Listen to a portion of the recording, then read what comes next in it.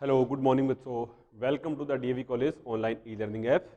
तो आज अपने थर्ड यूनिट स्टार्ट करते हैं। 2 यूनिट अपने कंप्लीट कर लिए थे।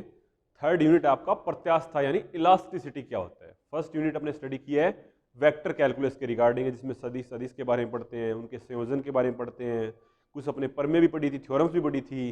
वहाँ पे आपने डाइवर्जेंस यानी डाइवर्जेंस क्या होती है, कर्ल क्या होती है, ग्रेडियंट यानी प्रवणता क्या होती है, उनके रिगार्डिंग उनके डेरिवेशन कैसे होते हैं, कुछ मैथमेटिकल क्वेश्चंस, ये अपने फर्स्ट यूनिट में पूरा डिस्कस कर लिया था। सेकंड यूनिट अपने क्या था, विद्युत चुम्बकीय प्रेरण यानी इलेक्ट्रोमैग्नेटिक इंडक्शन क्या होता है, उसके रिगार्डिंग जो क्वेश्चंस थे वो सारे डिस्कस कर लिए अपने।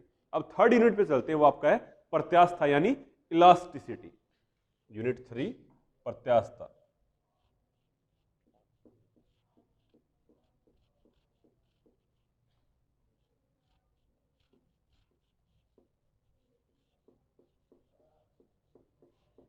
इलास्टिसिटी, प्रत्यास्था क्या होता है।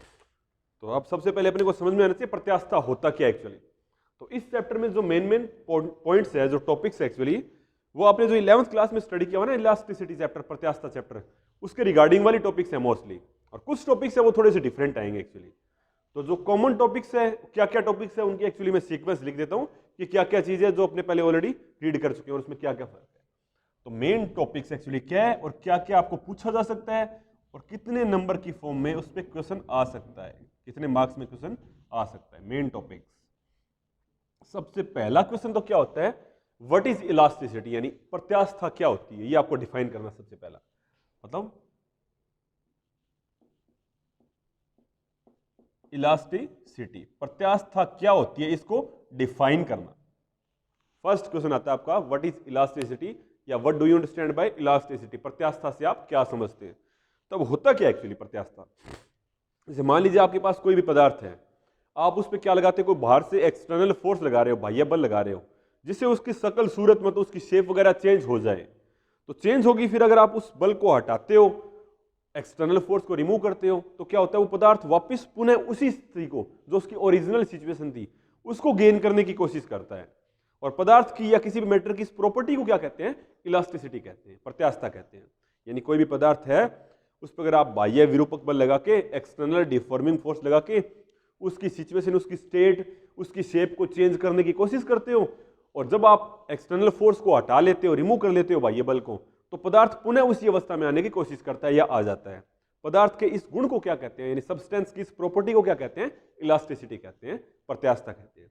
जैसे डेफिनेशन के अकॉर्डिंग कोई क्वेश्चन आएगा एग्जाम में, प्रत्यास्था की परिभाषा दीजिए, डिफाइन इलास्टिसिटी, तो आपका 1.5 मार्क्स की फॉर्म में क्वेश्चन आता है, वो 1.5 नंबर में उसके रिगार्डिंग क्वेश्चन आएगा।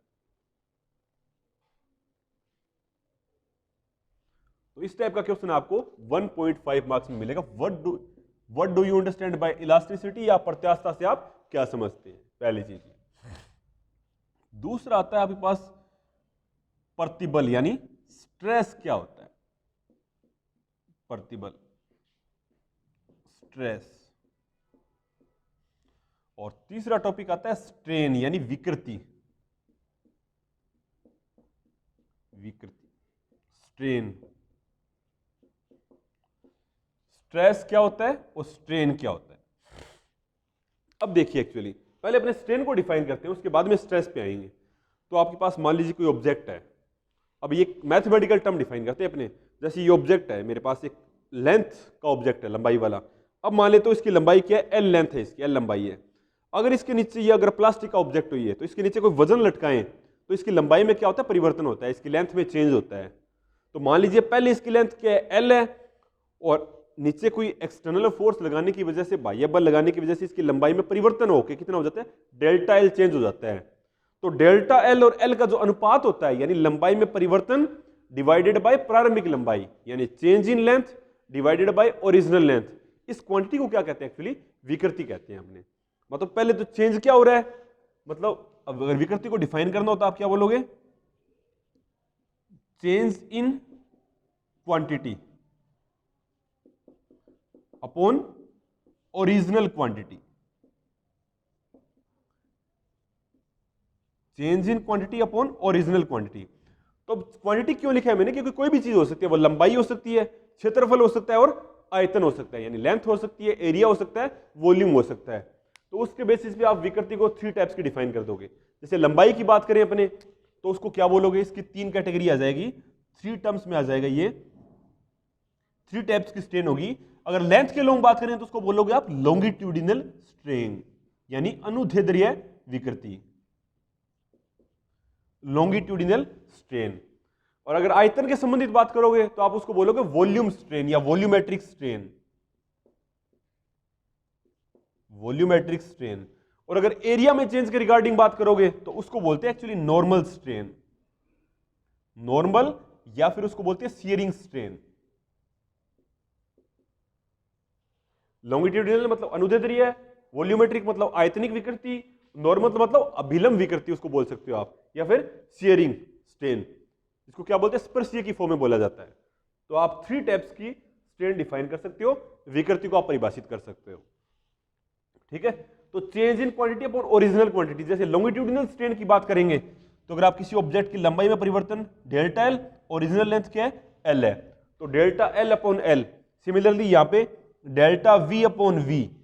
तो अगर आपको इसके यूनिट की बात की जाए तो ये क्या होगा, यूनिटलेस मात्रक विहीन राशि होती है। तो अगर आपको पूछे विकृति को परिभाषित कीजिए क्या होता है, तो आप क्या बोलोगे, किसी भी पदार्थ पर बाह्य विरूपक बल लगाने की वजह से उसकी अवस्था में क्या होता है, परिवर्तन होता है। हो सकता है लंबाई में चेंज हो जाए, आयतन में चेंज हो जाए, और क्षेत्रफल यानी एरिया में चेंज हो जाए। तो परिवर्तन कितना हुआ है वो, और डिवाइडेड बाय ओरिजिनल में कितना था वो, इनिशियली कितना था, उनका अनुपात होता है, उसको क्या कहते हैं, विकृति यानी स्ट्रेन कहते हैं। तो उनका रेशियो क्या कहलाएगा, स्ट्रेन। और स्ट्रेन क्या होता है कि यूनिट लेस क्वांटिटी होती है, ध्यान रखना। तो अपने किसी भी चीज में 3 तरीके से चेंज कर सकते हैं, लंबाई में चेंज कर सकते हैं, उसके क्षेत्रफल में चेंज कर सकते हैं, उसके आयतन में चेंज कर सकते हैं। तो विकृति भी क्या हो जाएगी आपके पास, 3 टाइप्स की हो जाएगी, 3 प्रकार की हो जाएगी।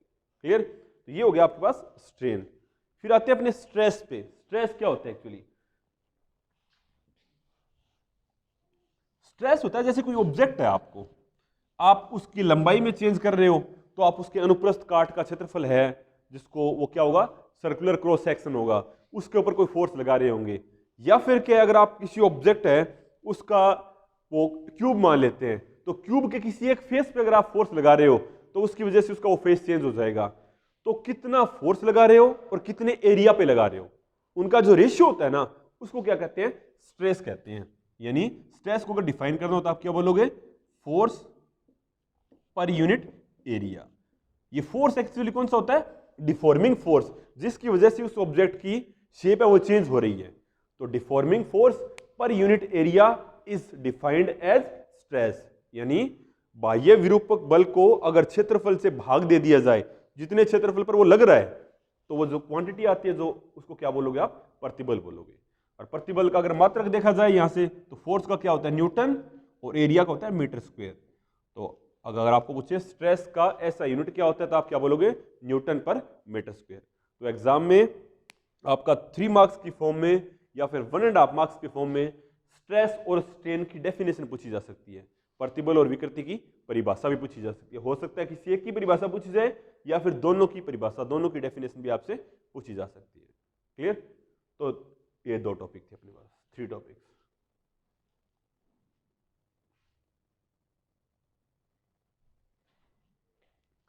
अगला जो इंपॉर्टेंट क्वेश्चन आता है वो आता है एक्चुअली प्रतिबल तथा विकृति के मध्य ग्राफ, यानी graph between stress and strain. प्रतिबल तथा विकृति के मध्य ग्राफ, ये बहुत इंपॉर्टेंट क्वेश्चन एग्जाम में 3 मार्क्स की फॉर्म में आता है। तो स्ट्रेस और स्ट्रेन के बीच में आपको ग्राफ प्लॉट करना है, और उस ग्राफ के क्या क्या पॉइंट्स होते हैं वो आपको सारे के सारे पॉइंट्स लिखने हैं। ये क्वेश्चन आपका 3 मार्क्स की फॉर्म में आता है एक्चुअली। तो इस क्वेश्चन को अपने डिस्कस करेंगे अभी। तो ये हो गया आपके पास graph between stress and strain and it's points. इसके क्या क्या मुख्य बिंदु होते हैं, वो बिंदु भी आपको सारे लिखने होते हैं। नेक्स्ट चलते हैं 5th पॉइंट पे। 5th पॉइंट होता है एक्चुअली, इसके साथ में डिफाइन करेंगे अपने, आता है हुक्स लॉ, हुक का नियम।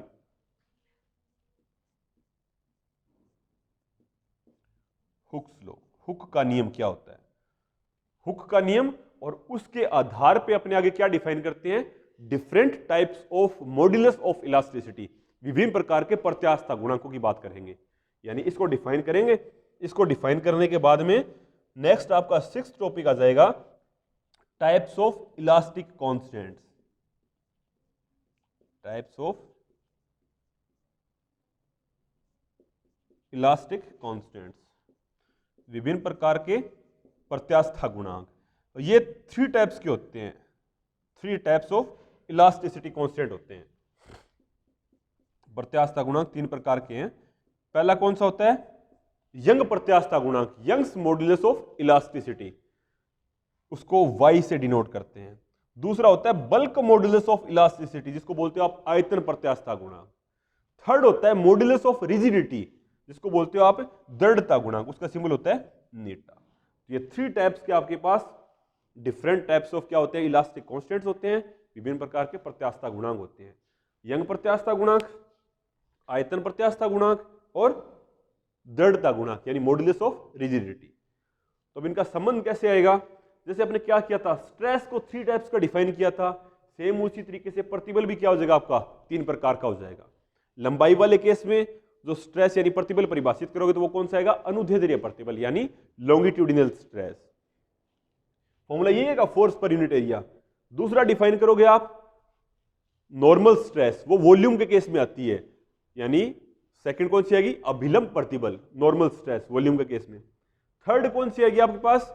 एरिया के केस में उसको बोलती है शियरिंग स्ट्रेस या टेंजेंशियल स्ट्रेस भी कहते हैं, उसको स्पर्शीय प्रतिबल भी कहा जाता है। ठीक है, तो 3 टाइप्स का आपके पास स्ट्रेस भी हो जाएगा। ये भी आपको पूछा जा सकता है, प्रतिबल को परिभाषित कीजिए तथा इसके डिफरेंट टाइप्स बताइए कौन कौन से होते हैं, इसके विभिन्न प्रकारों का वर्णन कीजिए। ये क्वेश्चन भी पूछा जा सकता है। विकृति में भी यही क्वेश्चन पूछा जा सकता है, विकृति को परिभाषित करते हुए इसके विभिन्न प्रकारों की व्याख्या कीजिए। Define strain and explain it's all types. तो ये क्वेश्चन भी एक आपका 3 नंबर की फॉर्म में क्वेश्चन डिजाइन हो जाता है। हुक्स लॉ क्या होता है ये भी बता देता हूं। प्रत्यास्था सीमा, जो ग्राफ स्टडी करेंगे अपने, उस ग्राफ का यूज करके इसको लिखा जाता है। यानी प्रत्यास्था सीमा के अंदर प्रतिबल और विकृति क्या होते हैं? एक दूसरे के समानुपाती होते हैं। यानी stress and strain are directly proportional within elastic limit. This law is known as Hooke's law बोलते हैं। ठीक है, तो फिर यहां पे जो नियतांक होता है, कांस्टेंट होता है, उसको अपने क्या बोलते हैं? Modulus of elasticity. तो प्रतिबल और विकृति को रिलेट करेंगे तो 3 तरीके से कर सकते हैं। तो उसके आधार पे आपके पास 3 तरीके के क्या आ जाते हैं? प्रत्यास्था गुणांक आ जाते हैं। Different types of modulus of elasticity आ जाते हैं। यंग प्रत्यास्था गुणांक, यंग्स मॉडुलस ऑफ इलास्टिसिटी, इसको डिफाइन करोगे तो ये कौन सा आएगा? जैसे यहां से आप डिफाइन करोगे ना, stress is directly proportional to strain, फिर स्ट्रेस इज इक्वल टू लिखोगे सम कांस्टेंट इनटू स्ट्रेन, तो वो कांस्टेंट इज इक्वल टू क्या आ जाएगा? Stress upon strain. और उस कांस्टेंट को क्या बोलते हैं? मॉडुलस ऑफ इलास्टिसिटी यानी प्रत्यास्था गुणांक बोलते हैं। तो यहां पे भी 3 टाइप्स का। तो यंग प्रत्यास्था गुणांक के केस में क्या हो जाएगा? कौन सा प्रतिबल बटे कौन सी विकृति?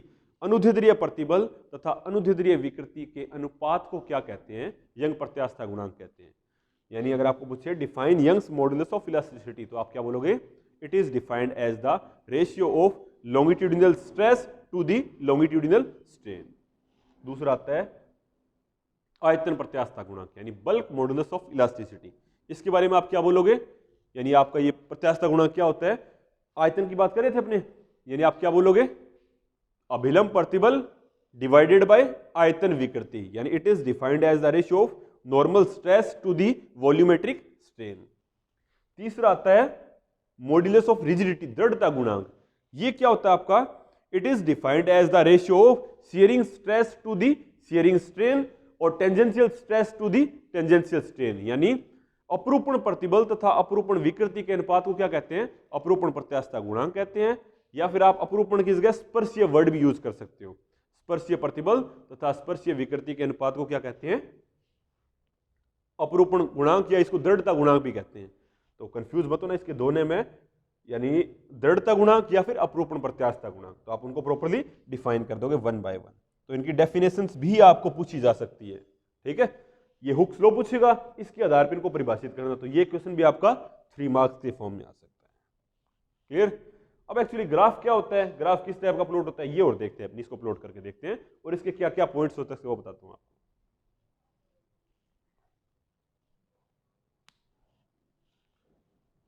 तो ये जो टॉपिक्स है, ये जो पॉइंट्स है, ये आपने स्कूलिंग में यानी आपका जो 12th क्लास का सिलेबस है उसमें सारे सारे कवर किए।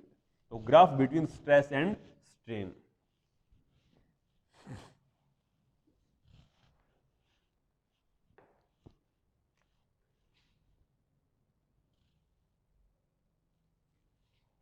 ये एक्स एक्सिस है, ये वाई एक्सिस है, ये ओरिजिन मान लेते हैं मूल बिंदु। तो एक्स एक्सिस के लोग आपके पास क्या है, स्ट्रेन यानी विकृति, और वाई एक्सिस के लोग आपके पास क्या है, स्ट्रेस यानी प्रतिबल। और प्रतिबल का मात्रक क्या होता है, साथ में यहां पे यूनिट भी मेंशन करना होता है, न्यूटन पर मीटर स्क्वायर। स्ट्रेन का कोई मात्रक होता ही नहीं, कोई यूनिट होता ही नहीं, ये ध्यान रखना। अब एक्चुअली आप किसी ऑब्जेक्ट पे क्या लगाते हो, बाह्य विरूपक बल लगाते हो, तो उसके साथ साथ मतलब उसका स्ट्रेस भी चेंज हो रहा है, आप वो बढ़ाते जा रहे हो क्षेत्रफल पे, तो यानी आपकी स्ट्रेस भी चेंज हो रही है और स्ट्रेन भी चेंज हो रही है, प्रतिबल भी बदल रहा है और विकृति भी बदल रही है। उसका ग्राफ एक्चुअली इस टाइप का आता है, प्रैक्टिकल ग्राफ।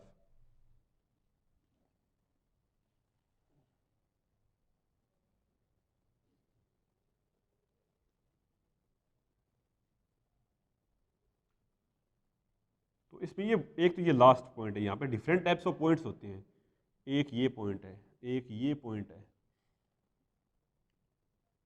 एक ये ओ, इसको नाम दे देते हैं ए, इसको नाम दे देते हैं बी, सी और डी। ये अलग अलग ये ग्राफ आता है, एक्चुअली प्रैक्टिकल ग्राफ है, इस टाइप का आता है। ये पॉइंट आपका ओ है, ओरिजिन, और ये आपका पॉइंट क्या हो गया, जहां तक ये स्ट्रेट लाइन दिखाई दे रही है आपको, बिल्कुल एक सीधी रेखा है। ए थोड़ा सा चेंज होता है, ये क्या हो गया बी, इसका मैक्सिमम ऊपर वाला पॉइंट क्या हो गया सी, और ये क्या हो गया डी हो गया। ये ग्राफ आता है एक्चुअली प्रतिबल और विकृति के मध्य। अब इसमें है क्या, अब देखिए ओ से ए तक के बीच का जो क्षेत्र है उसमें आपको साफ साफ दिखाई दे रहा है। अब आप इसको कंक्लूड करके लिखोगे ना, इसके पॉइंट्स लिखोगे मुख्य बिंदु, तो वो क्या क्या लिखोगे, आप बोलोगे उपरोक्त जो ग्राफ है आपको इससे अपने निम्नलिखित निष्कर्ष निकालते हैं, फॉलोइंग कंक्लूजन यहां से अपने डेराइव करते हैं। फर्स्ट क्या होता है, ओ से ए के बीच में जो भी है, इसके बीच में प्रतिबल और विकृति के एक दूसरे के समानुपाती है, यानी stress is directly proportional to strain within O to A या विद इन ओ ए रेंज। तो इसको क्या बोलते हैं, अपने प्रत्यास्थता सीमा बोलते हैं, और इसी को हुक्स लॉ भी बोलते हैं, हुक का नियम भी बोलते हैं। तो मतलब ओ ए को अगर मुझे लिखना हो तो क्या बोलोगे आप, ओ से लेके ए तक का जो ये रीजन है इसको क्या बोलोगे आप, इलास्टिक लिमिट, इलास्टिक लिमिट, प्रत्यास्थता सीमा। तो यानी जो क्षेत्र है जिसके अंदर प्रतिबल और विकृति एक दूसरे के समानुपाती होते हैं उसको क्या कहते हैं, अपने प्रत्यास्थता सीमा कहते हैं, इलास्टिक लिमिट कहते हैं। तो ओ इलास्टिक लिमिट को डिनोट करेगा। अगर कोई ऑब्जेक्ट को आप खींच के ए पे ले जाके छोड़ते हो तो वापस वो ऑब्जेक्ट है ओरिजिनल सिचुएशन को गेन कर लेता है, वापस पुनः उसी स्थिति में आ जाता है।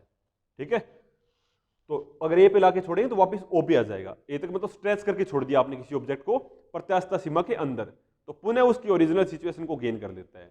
अब अगर उससे थोड़ा सा आगे चले गए, अब अगर अपने यहां तक पहुंच जाते हैं, यहां से होते हुए इस पॉइंट तक पहुंच गए, बी तक पहुंच गए, तो अगर आप बी पे ले जाके किसी ऑब्जेक्ट को छोड़ते हो ना, मतलब उसमें प्रत्यास्थता सीमा से अगर आपने उसको ज्यादा खींच लिया है, फिर अगर आप छोड़ते हो तो पुनः उसी अवस्था में नहीं आता, उसी स्थिति में नहीं आता है वो, उसके अंदर क्या हो जाता है, कुछ परमानेंट डिफॉर्मेशन हो जाता है, मतलब कुछ निश्चित विकृति उत्पन्न हो जाती है। इस पॉइंट को क्या नाम देता हूं मैं, बी डैश। यानी अगर आप किसी पॉइंट ऑब्जेक्ट को प्रत्यास्थता सीमा से ज्यादा खींच देते हो या स्ट्रेच कर देते हो फिर छोड़ते हो, तो पुनः उसकी ओरिजिनल सिचुएशन में नहीं आता, वो उसमें थोड़ा सा आगे आ जाता है। मतलब उसमें क्या होती है, इतनी अमाउंट की एक विकृति, निश्चित विकृति यानी फाइनाइट स्ट्रेन प्रोड्यूस हो जाती है। ये सेकंड पॉइंट था आपका। यानी आप बी से बी डैश के बारे में बताओगे एक्चुअली क्या चीज है, ये निश्चित विकृति की लिमिट है। फिर क्या करते हैं, धीरे धीरे आप क्या बढ़ाते हो, विकृति को बढ़ाते हो तो प्रतिबल भी बढ़ता हुआ जाता है, और सी बिंदु पे जाके क्या हो जाता है, मैक्सिमम प्रतिबल हो जाता है आपके पास सी बिंदु पे। यानी आप सी पॉइंट को क्या बोलोगे, a point of maximum stress, point of maximum stress यानी अधिकतम प्रतिबल का बिंदु। सी बिंदु को बोलोगे आप पॉइंट ऑफ मैक्सिमम स्ट्रेस, अधिकतम प्रतिबल का बिंदु। ठीक है, फिर आते हैं अपने डी पॉइंट पे। उसके बाद क्या होता है, सी से जब आप डी की तरफ जाते हो तो अब क्या होता है, विकृति तो बढ़ रही है लेकिन प्रतिबल स्ट्रेस आपका बढ़ने के बजाय क्या हो रहा है, घट रहा है, डिक्रीज कर रहा है। तो ऐसा होते होते सी से जब आप डी तक जा रहे हो, डी बिंदु पे आते ही ऑब्जेक्ट क्या होता है, आपका ब्रेक हो जाता है, मतलब टूट जाता है वो। तो डी बिंदु को क्या बोलते हैं अपने, अब आप सी से डी तक जा रहे हो तो क्या हो रहा है वो आप बताओगे, इस पॉइंट में लिखोगे। यानी विकृति बढ़ाने पे प्रतिबल का मान घट रहा है, यानी stress is decreasing by increasing strain. तो डी पॉइंट पे आती है ऑब्जेक्ट आपका टूट जाता है, तो आप डी पॉइंट को क्या बोलोगे? ब्रेकिंग पॉइंट, भंजन बिंदु, ब्रेकिंग पॉइंट। तो ये सारी बीच में थ्योरी लिखनी है और इसमें 4 पॉइंट्स आपके पास, इन चारों पॉइंट्स को आपको एक्सप्लेन करना है। तो ये क्वेश्चन आता है आपके पास 3 मार्क्स के फॉर्म में, यानी प्रतिबल और विकृति के बीच में ग्राफ कैसा होता है और उसके मुख्य बिंदुओं को लिखना होता है, यानी graph between stress and strain, और इसमें जो जो पॉइंट्स होते हैं उन सारे पॉइंट्स को आपको एक्सप्लेन करना होता है। इलास्टिक कांस्टेंट्स क्या होते हैं, इनको सारों का एक्चुअली आपको डेरिवेशन करना होता है। ये जो टॉपिक है यहां तक के जो पॉइंट्स हैं वो सारे के सारे पॉइंट्स क्या किए एक्चुअली आपने स्कूलिंग यानी 12th क्लास में कवर किए हुए हैं। तो एक तरीके से इनका रिवीजन हो गया, ये टॉपिक आपके कंप्लीट होते हैं। ठीक है, तो ये आपका स्ट्रेस स्ट्रेन उसके रिगार्डिंग जो बेसिक थ्योरी थी, वो मतलब जो चैप्टर को मेन पॉइंट हो, ये एक्चुअली यहाँ तक आपका हाफ यूनिट कवर हो जाता है बेसिक पॉइंट्स की वो में टर्म्स में क्या होते हैं। इस पे आपके कोई न्यूमेरिकल्स भी आ सकते हैं, जैसे प्रतिबल विकृति का फॉर्मूला लिखा है आपने, स्ट्रेस का फॉर्मूला लिखा है, फोर्स की कोई वैल्यू गिवन है आपको या फिर एरिया गिवन हो तो उस पर क्या कोई वैल्यू पूछ सकता है आपको। जैसे यंग प्रत्यास्थता गुणांक होता है, आयतन प्रत्यास्थता गुणांक होता है, दृढ़ता गुणांक होता है, उन पे कोई आपसे क्वेश्चन पूछे जा सकते हैं। तो ये इसके रिगार्डिंग मैक्सिमम क्वेश्चन पॉसिबल हो सकते हैं। ठीक है, नेक्स्ट क्लास में अपने अगला टॉपिक स्टडी करेंगे। थैंक यू सो मच बच्चों।